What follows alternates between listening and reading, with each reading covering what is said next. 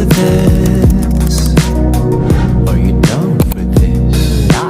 If you're in the mood, we can take it to the moon. Just like a movie scene, table for two.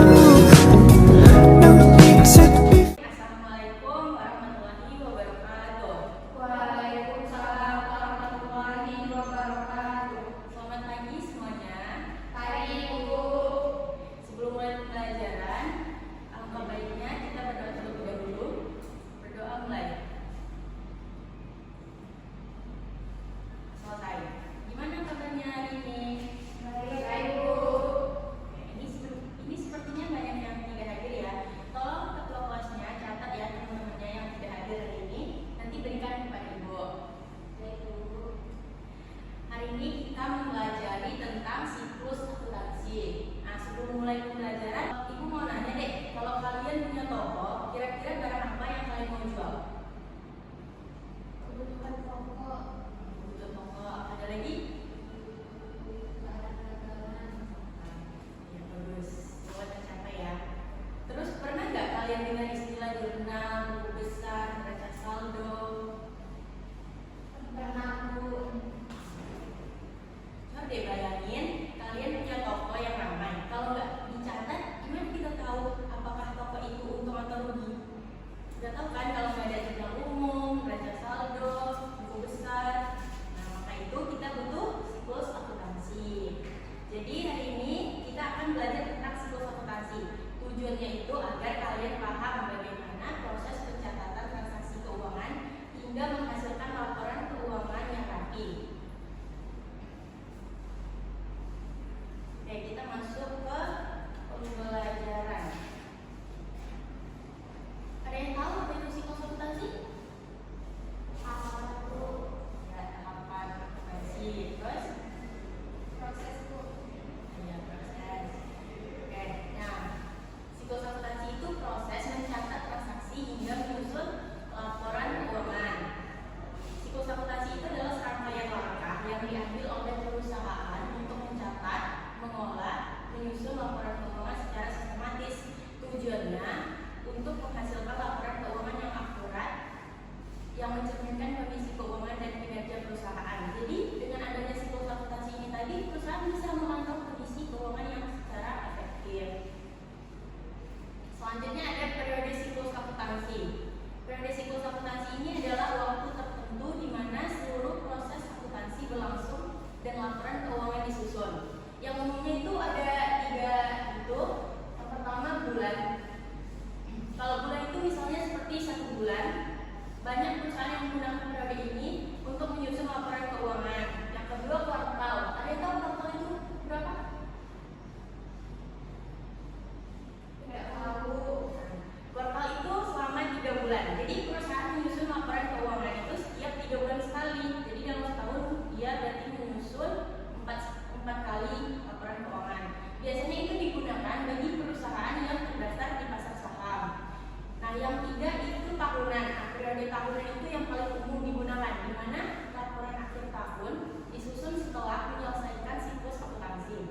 Jadi periode akuntansi ini dimulai saat pencatatan transaksi dan berakhir dengan penutupan buku pada akhir periode tersebut.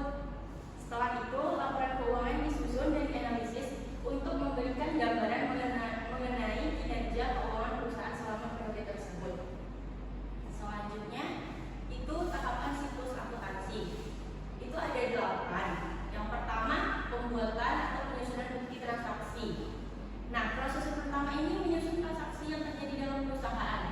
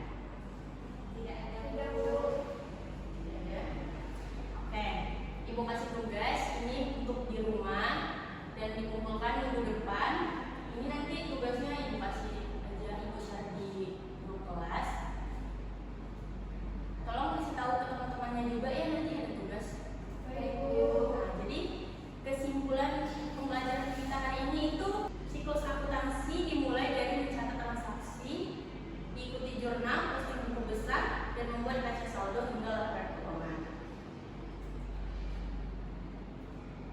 Dan untuk pertemuan berikutnya kita akan belajar lebih detail tentang cara membuat jurnal umum.